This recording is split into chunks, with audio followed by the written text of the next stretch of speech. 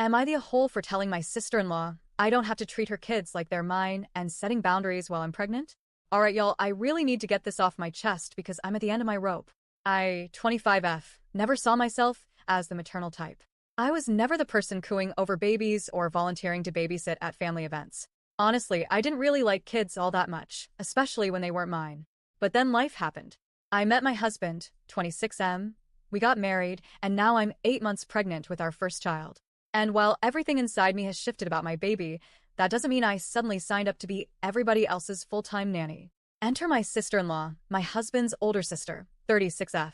She's a single mom of 3, a 4-year-old boy who's wild and not potty trained, a 7-year-old boy who's mostly nonverbal and mimics things he hears off cartoons, and a 9-year-old girl who, to her credit, is actually super sweet and tries to keep her brothers in check. Now, I want to be clear, I respect her hustle. She works full-time Monday through Friday, raises her kids on her own, and I know it can't be easy. But out of everyone in this family, cousins, uncles, aunts, even her own parents, I'm the one she constantly calls to help with the kids. Me, the heavily pregnant woman working part-time from home, barely able to tie her own shoes without breaking a sweat.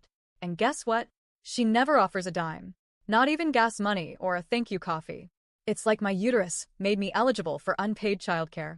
Things came to a head recently at a family bonfire barbecue. She came over with her kids, and within 5 minutes of arriving, she asked me to just help out a little while she grabbed a drink and socialized. I didn't mind at first.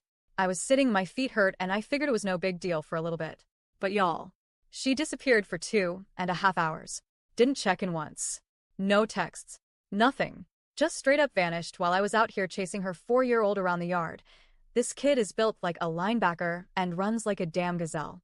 I could barely breathe, let alone catch him. The 7-year-old wandered off muttering bluey quotes, and the 9-year-old, bless her, tried to help me wrangle her brothers and even offered to get snacks for them, so I could sit down. And when her mom and my husband saw her trying to help, they told her, "No, sweetie, your auntie can do it. She's the adult." Excuse me?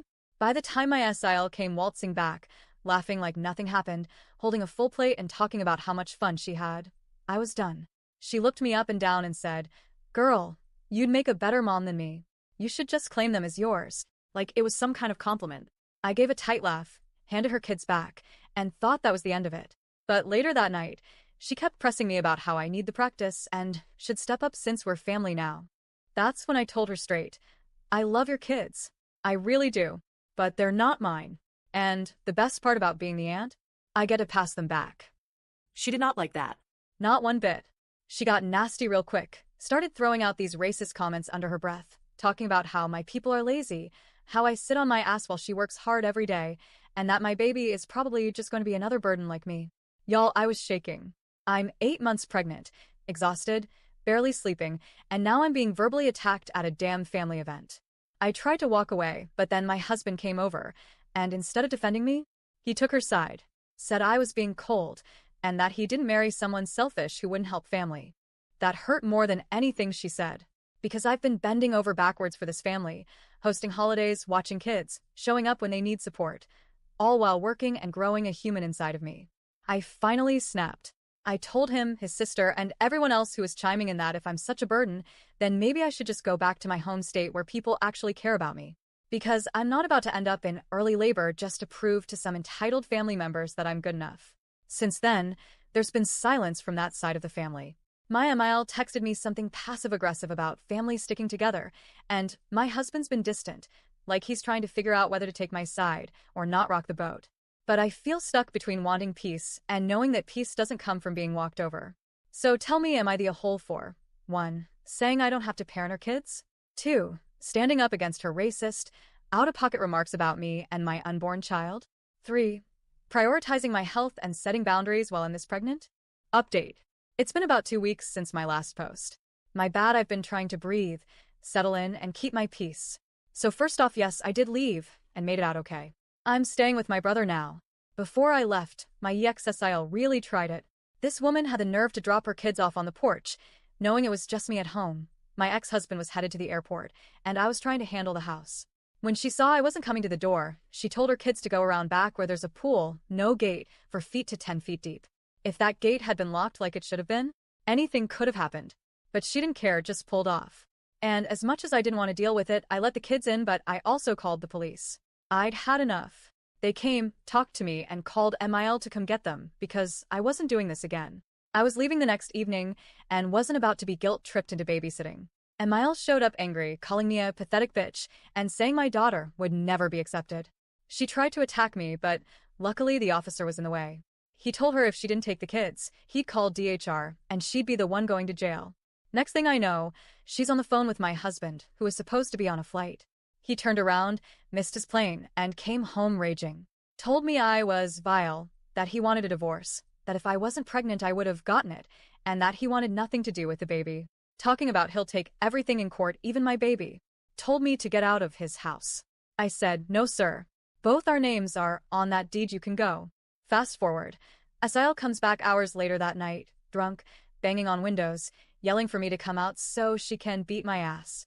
I was inside, confused, watching it all on the cameras. I told her through the mic, leave my property or I'm calling the police, and standing my ground. Instead of backing off, this fool throws a rock through the window. I called the police again, and she starts screaming that I kidnapped her kids who weren't even there.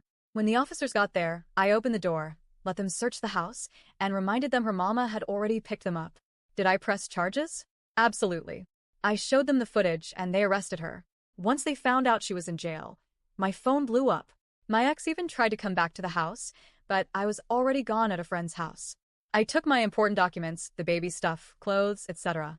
Her and her boyfriend said I could stay as long as I needed even though I was leaving the next day.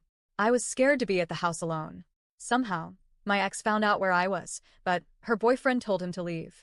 That night, I couldn't sleep. I was too anxious, thinking he might come back. Next morning, his job called me asking why he missed his flight and if he was okay because he wasn't answering his phone. So I sent them everything, voicemails, videos, all of it. Never heard back officially, but judging by the sudden crying voicemails from him and his mom, he either got fired or suspended. Asael got bailed out by MIL, but neither one has the kids. The kids are with their actual daddy whom Asael was keeping them away from, and they're doing better already. Their dad told me the 4M is finally out of pull-ups, the 7M is getting into speech therapy, and the 9F is being the sweet angel she's always been. As for me, I'm okay. I'm 36 weeks plus 5 days. Baby girl is healthy and kicking, and I'm surrounded by peace and love. I'm staying with my brother, his wife, and their newborn twins. My niece? She's my little bestie. My nephew? He's still side-eyeing me, but we're working on it. I'm still working from home. My boss knows everything and told me I can go on maternity leave whenever I'm ready and take all the time I need. I've been surrounded by family and childhood friends, the ones who truly love me. My good sister-in-law keeps joking that I should just stay forever so we can raise our kids together. Honestly, I'd love that. But I'm also focused on building something just for me and my daughter. Oh, and yes, I'm getting that divorce. I'll be filing out of state, so it'll take some time, but I'm playing it smart. No more emotional moves, just prayers, planning, and peace. To everyone who told me to run, thank you. Y'all were right. The advice, the jokes, the love, I needed all of it. He was all I ever knew. We met freshman year of college, but now, I'm choosing me. I'm choosing my daughter. I'm choosing peace. And in God's timing, we'll be just fine.